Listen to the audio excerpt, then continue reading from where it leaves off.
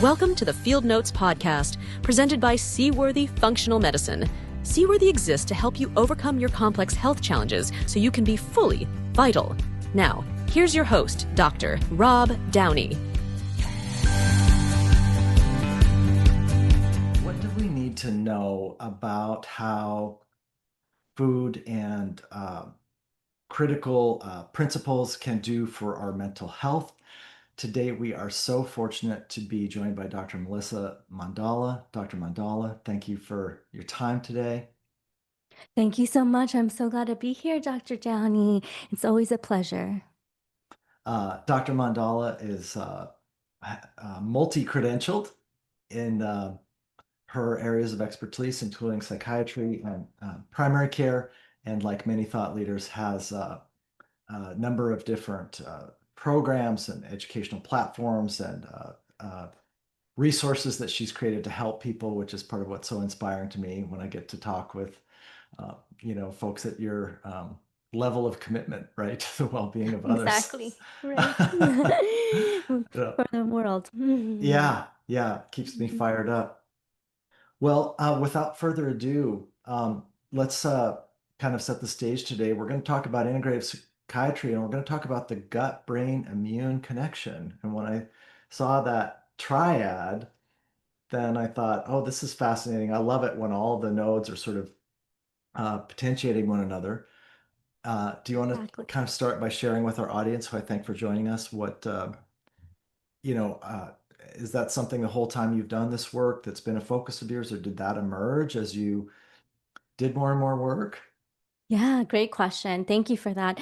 I think a lot of people do know about first the gut-brain connection. It's been, the research and the even the mainstream have understand the connection between the gut and the brain, because whatever we're eating can impact our energy, our mood, and the gut is also our second brain, where we have 90% of our neurotransmitters, especially serotonin, dopamine, and we also do have in our gut our immune system.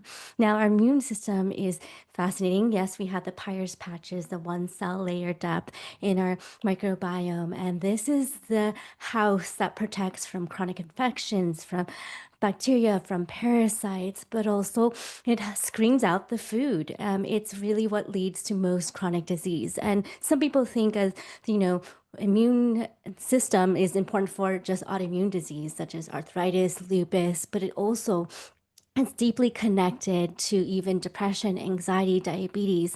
And we think about that connection because it's when we think about the gut brain, there is a system that goes all the way to the brain. Yes, the microglia goes to the brain, and there's a vagus nerve that connects it. And so there's immune systems and I would say cells everywhere in the body, and they fire up either pro-inflammatory markers such as IL-6, IL-12, or anti-inflammatory markers.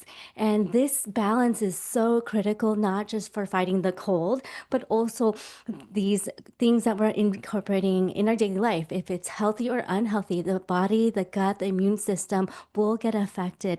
And so this was something I was passionate about early on, not just because of the gut-brain connection, because my husband, Dr. Micah Yu, which I think will be on the guests in the future, but he has autoimmune disease. So he's someone with in his teens, not just got gout, pseudo gout, but ankylosing spondylitis. And no one really knew what that was. That diagnosis took almost 7 years or so to get that diagnosis. And what was hard was that he had the joint pain that wasn't just in the back, but it was atypical, going to the jaw, the fingers, the feet. And most of the time when people have chronic joint pain, they just think it's arthritis, but there's some conditions that it can be autoimmune induced, not just the wear and tear. So when we changed our lifestyle, I changed actually first because the gut brain connection. I had IBS and GERD and unwanted acne, and I found that I had,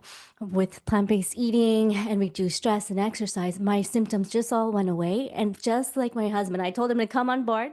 I told him, you got to try this, because I don't think we want to be on medications lifelong. And plus, our quality of life really means a lot to us as health professionals, people who love to be active. And so when we tried eating more whole foods, it really helped his pain, reduce his inflammatory markers. And and we saw not only help in our lives, but in our patients' lives, there was no turning back. And the science is so strong. The research behind this is even becoming more robust over time. Mm, mm.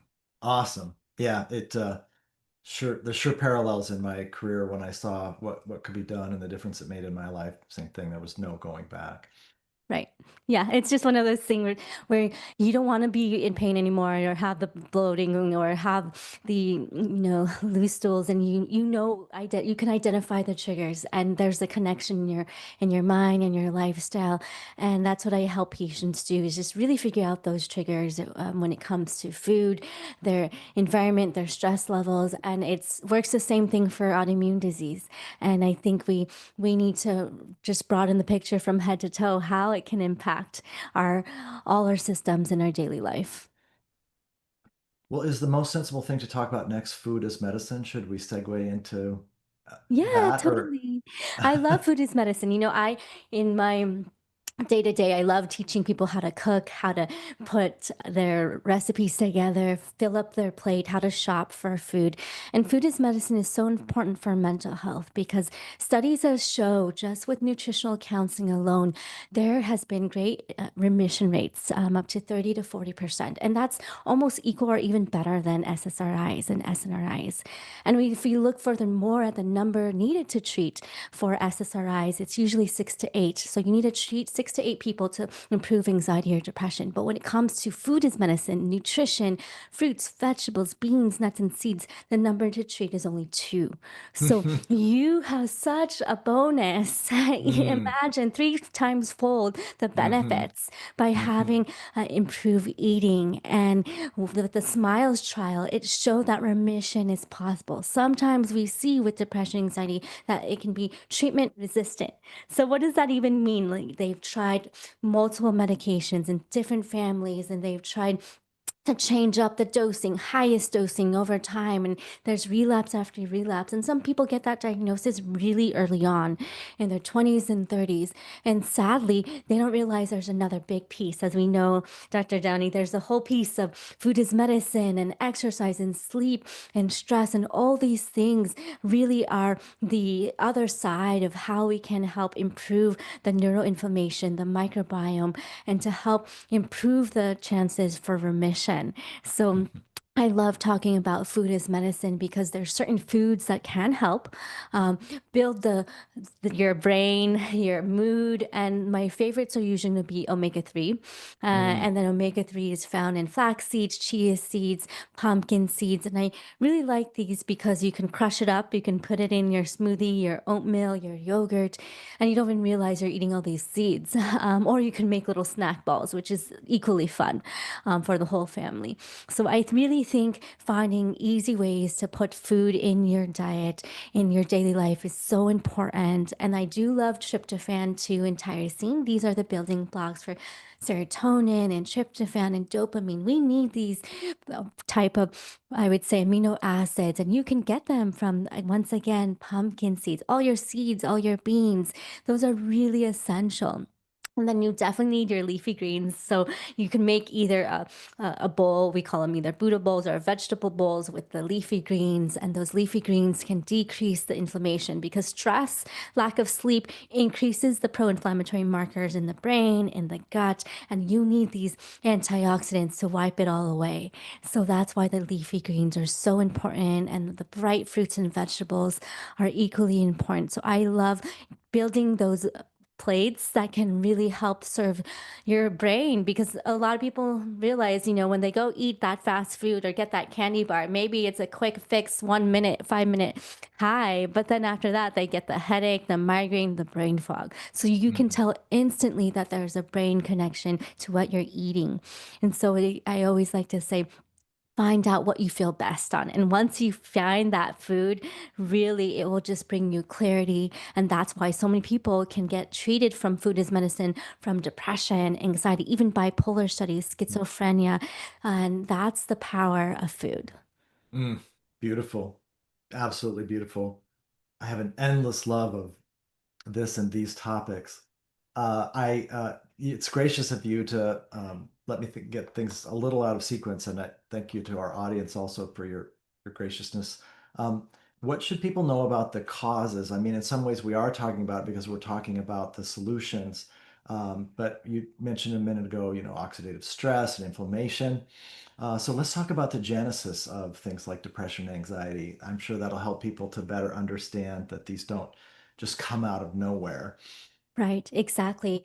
The field of psychiatry has evolved. Starting from the 1800s, people thought, one was possessed by a spirit, and they would just put them away in asylum and not really want to even interact with them. There was no treatment yet, and they just try to hoax them out of it and find a way where, it's not to them. They didn't find a biological component or a physiological component, and so for hundreds of years, that's all they knew, and it was quite scary and fearful, and likely didn't help anyone. And then over time, the science has evolved, and the more common one in we see because of the medications that has been developed. First, they thought it was MOA, which is monoamine oxidase, and that was basically they thought they needed to break that down to improve one's mood, but then they noticed it's serotonin now and neuroepinephrine.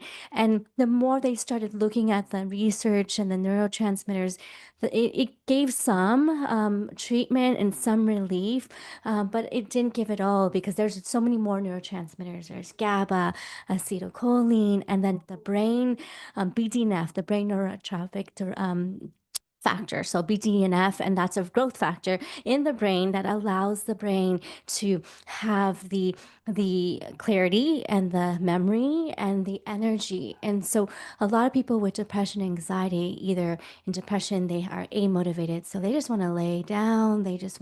People don't want to get out of bed. And we've seen that in our loved ones and our family members where they are either so triggered by grief or change or some type of transition in their life that they can't get themselves out of bed or to eat or to even sleep regularly. And so that's the BDNF over there is so low, and when it comes to anxiety, it's a bit hyperstimulated. There's just the nervous system is hyperactive and it's overstimulated to small triggers, and it blows things out of proportion. So that's the catastrophizing.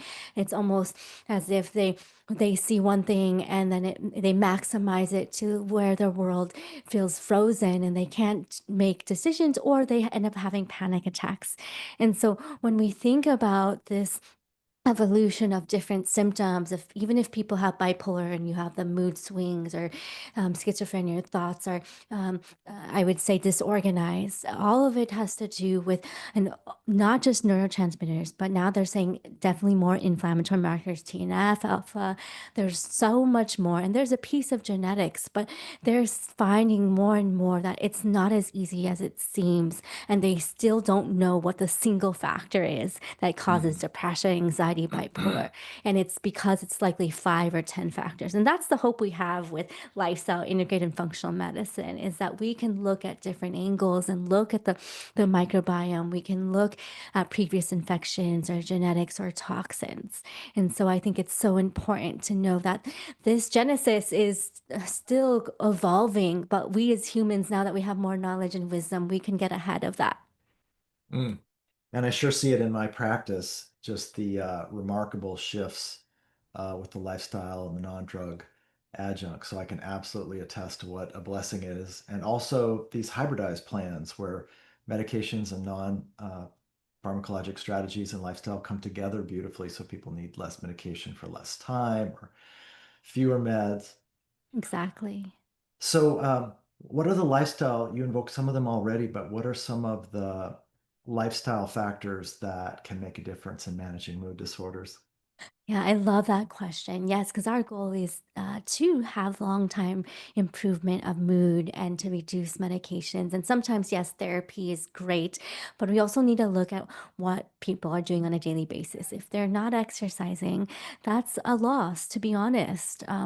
We want to be able to move. And yes, you hear the American College of Sports Medicine recommendations 150 minutes in a week, and that's awesome. That's great. But I think it's better if we break it down. If we look at the research with mental health, we see that actually 2 to 3 exercise snacks are even better. And so that's basically 2 to 3 times in your day walking and moving. And if you can do it every couple hours, to go up a flight of stairs, to go out and do some, if you want to do some push ups or squats, find your Mm, favorite, I mm, would say, 2 minute exercise that you can mm. do. And if you can do it routinely, consistency on a daily basis, right? Because back in the day, everyone was active. They're getting their own fruits and vegetables. I have my garden here, but I'm not going miles and miles, right? And so we need to really get that sweat in, really activate the adipokines, basically the cytokines in our mitochondria and in our fatty tissue so that we can release anti-inflammatory markers. And so these are the things that we can do to improve our mood. It instantly improves our mood. So we call it dose dependent. So the more we do, the more benefit we have on our energy, our mood, and it really helps our clarity. And so it helps all those symptoms, and it's instantaneous. And we can all remember, sometimes we think, well, I have this headache, I feel anxious, I don't want to do anything. But actually, it's the opposite. You actually do need to walk, you do need that fresh air. And that can help get that, if you get into that yoga pose, that can reduce the inflammation, but also re-divert your concentration and start to rewire your brain. And that's where the magic happens because, yes, people can be in therapy for a while, cognitive behavior therapy, and try to find their triggers and unhealthy thought processes. But when we can convince our body and our mind that what we're going through is okay and safe and will pass by doing an exercise, that's where the beauty happens. You can retrain your body and your mind to relax and move forward. So I love teaching exercise routines of, whatever routine that you prefer, movement, dance, anything that can uplift your day, and then sleep. Sleep is Mm. really important because studies have showed up to 40 to 60% who suffer from chronic insomnia have increased risk for depression, anxiety, bipolar. So even if you don't have any genetic, I would say, disposition, even if you aren't necessarily in a stressful environment, but if you just start to compromise your sleep, especially 6 hours or less, you're already putting yourself into the risk factor and really putting your mind in that realm, the danger zone of depression, anxiety. And really, it's so common. And I just want to encourage you, everyone out there, about 100 or 1,000 million people have some type of mental illness. 1,000. So that's 1 billion people nationwide. So it's not about if, it's about when. About one, 1 in 5 people have it already, and they're from 6 to 12, then it goes up to 12 to 18, 1 in 4. So it just increases as you age. And it's about 50% of one's lifetime, you're either meant to experience some type of depression or anxiety. But when it lasts long, so the depression, the diagnosis of depression, anxiety, or bipolar, you at least need it for 2 weeks or 1 month to really say that that's a diagnosis. So, but if it's, 1 hour, 1 day, you might not get that diagnosis, but you could still get the benefit by trying these lifestyle factors and changes. Mm. That's great. Did you use the phrase exercise snacks? Did I hear you Yes, properly? I did. That's the phrase of the day. You made my day right there. That's awesome. I'm definitely gonna invoke that. I know you love it, right? I saw that you're active outdoors and you just go somewhere for a couple minutes and it just makes your day. Yeah, yeah, absolutely. Well, in getting ready for today's session, one of the things that is on the docket is that there are some surprising factors that people should know about that either increase risk of the outcome they don't want, or that can increase the chances of a really good outcome. So Right. I'm Yeah, I think sure our that's audience is important. really going to be interested to hear that. And often that's the best thing about getting to talk with thought leaders is the part under the hood, right? The things they know that the rest of us don't. Yeah, no, thank you for that.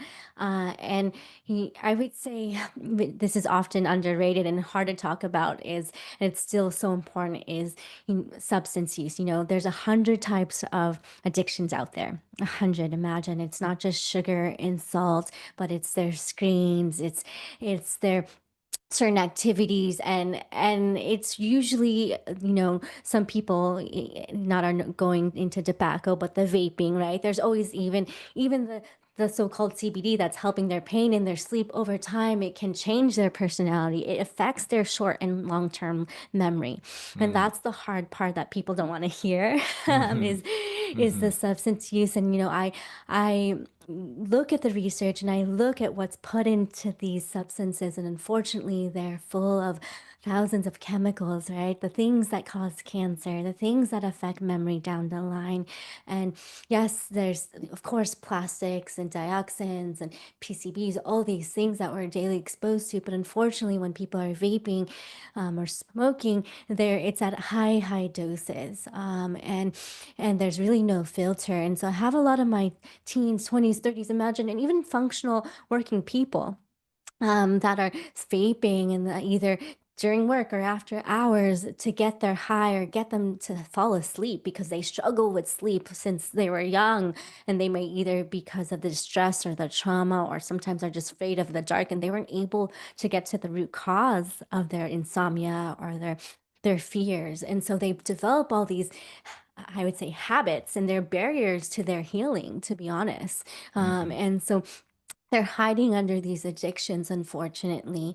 And I often see that just worsens their overall depression, their anxiety, that increases their risk for bipolar, dementia. And then, of course, you have the cancer component, the lung cancer, the stomach cancer, and then and diabetes, hypertension, stroke. Like, the list goes on and on. But unfortunately, none of that is convincing for some patients, right? When Mhm. they're stuck in an Mhm. addiction, like, you can die, but sometimes that it doesn't matter, because to them, that addiction is their life.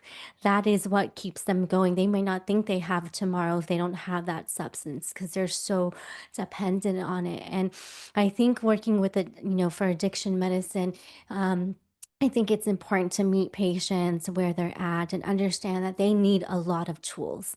We Mm. need to support them nutritionally, their microbiome, figure out what their, if there is better medications or supplements for them genetically, we need to find that out. And when we think about even alcohol, the more common addiction, Mhm.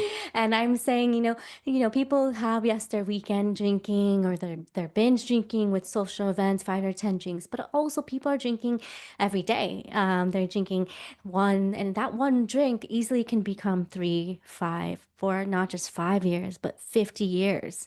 And I see these patients, and sadly, not only do they have GERD and gallbladder issues, severe depression, anxiety, but that's how they cope with their ADHD, their bipolar.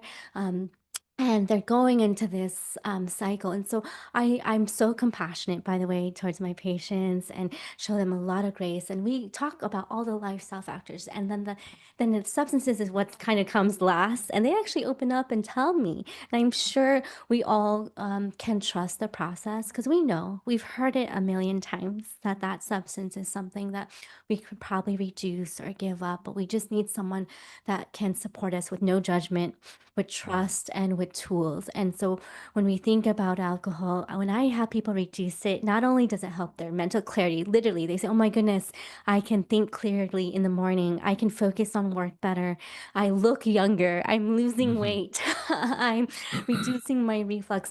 It's the game changer, right? If we're talking about going to root cause medicine, let's start with the substance if we can, right? Yes, it's Mhm. easy to introduce new foods that are beautiful and nutritious, but that substance in the corner um, is Mm. actually the one thing that we can face, we can get through. And there are tools, and once we start working on our lifestyle, the last substance will become easier, because you're going to get that clarity and that motivation and the positive reinforcement to make sure and to actually feed the positivity in your brain. And because obviously, when you don't have that positivity, you're just going to run to that addiction. But when you come with support, you're going to get that positive reinforcement that maybe you've never had from a family member or a friend. Mhm. Mm.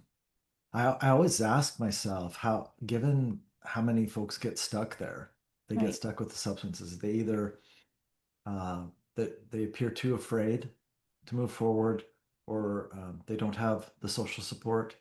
And I want to highlight and underscore what you said: when they're socially supportive and compassionate and insightful uh, part of the network present, then a lot of folks, once they're not judged, that they do want to let go of these things. They want to be liberated, but they need somebody with them. Right. I think it's kind of Absolutely. beautiful too, as they heal, then not only are they liberating themselves from that dependence, but they're also really learning about the we versus I part of the path of healing. These are things we do together as communities or teams, not it's not sort of lone wolf, old John Wayne movie kind of stuff. Right. Yeah, yeah, exactly. And it's not cold turkey. It's not like, wow, I have to give it up instantly tomorrow, forever, and I have nothing that I can do. Because most of the time they're doing it with coffee, they're doing it Mhm. outdoors where it's like their downtime or with a certain environment or friend. Or other times they're doing it to cope. And so kind of just figuring out, yeah, sometimes it's pleasure because it reminds them of that movie or their old days where their culture, and they actually miss that part, and there's some grief there. And I think that's where I love to really help patients with is the untreated grief that they've Mhm. had for Mm, decades. mm, And people start coming out on this if we start mm, asking, where talk to women in their 60s or 70s, and may have tried everything. They've ate the healthy nutrition, they've exercised, they've fixed everything in their lifestyle, and they're so committed to their lifestyle. And then they end up getting lung cancer, something happens, and then they remember, I that they had sudden loss. They've had not just one miscarriage, but two, three, four, mhm, and just never got that healing or talked about it. And so it does manifest. Grief manifests in the body when it's not treated or not spoken of and supported and healed. And then I have other women who, they may lose people in their fifth, 5 years old, 10, 15 years old, or they may have lost a grandparent or a parent or a best friend. And it's just one of those things that once they get that breakthrough, it's a relief to their mood, their energy, to even their chronic and sudden onset of disease. And it almost just relieves them to the point where they can receive the treatment even better mhm. Yeah. because there's an opening there. Mm. Anything you've learned farther along into this that was a surprise to you compared to the assumptions you went in with, or anything to share that we didn't get to hear yet as you share your wisdom today? Thank you for asking. Yeah. And I think really, when people think about the small t and the big T of trauma, often because it's becoming not only more, I would say, normalized, the tiny traumas that we experience when people move cities or change jobs, but also the big traumas when there's abuse or a divorce or something major. But then I always like to say, with stress, there's so many things that in our world that can be stressful or just overstimulating because we're just doing so much. We're just doing Mhm. so much, and our nervous system can only handle a certain amount of stimulation. So sometimes you see the studies out there, people being overdiagnosed with ADHD or anxiety, and it's confusing, or hypersensitivity, which HSP personality, which is 1 in 5 people, meaning it's not just anxiety, but people who are more prone to be um, hypersensitive to their environment. They may be empaths. They might be someone who are sensitive to noise and sound, and that really changes their world. And so I want to bring attention to HSP because this is often coexisting with other types of mental health conditions, and they tend to be prone to relationships with narcissism, or relationships um, that may be uncomfortable or they may be taken advantage of. And so to be aware that, with like mental health, sometimes there's personality differences too. You may not be able to get a diagnosis, but there's personality differences that changes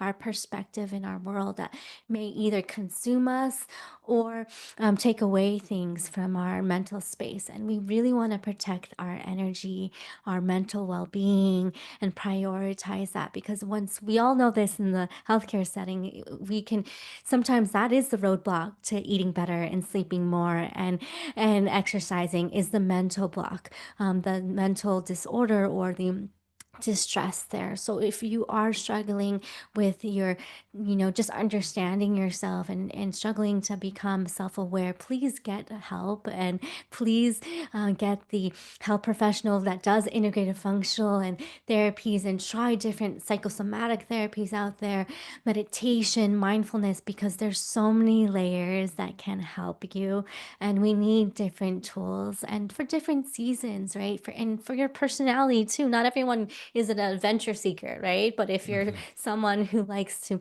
be just in tune, listening to your favorite music, trying humming, which helped a lot of my patients who were either in chronic pain, Mhm. holding once they started humming and activating their vagus nerve, they reduced their pain. They were able to hold their baby again. Imagine a new mom who couldn't hold their baby because of the anxiety, but reducing that anxiety by humming, activating the vagus nerve, or singing those lullabies, allowed her to be connected with the person, like the baby that she just made. And so there's so many ways that we can help, like the human experience. And once we get to know who we are, know thyself, and look in the mirror, and be able to get a practitioner to also point those things out that can really grow, then your garden will grow. Then you start to fruit other things that are not toxic to your body, but also fruitful